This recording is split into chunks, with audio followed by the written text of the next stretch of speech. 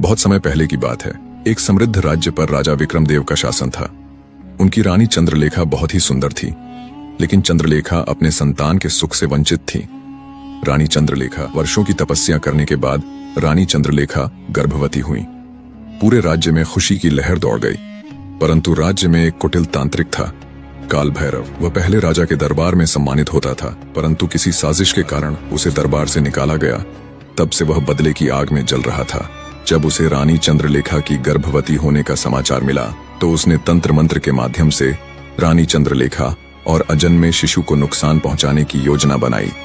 उसने एक काली मिट्टी की गुड़िया बनाई और रानी की छाया को मंत्रों द्वारा उस गुड़िया में कैद कर लिया।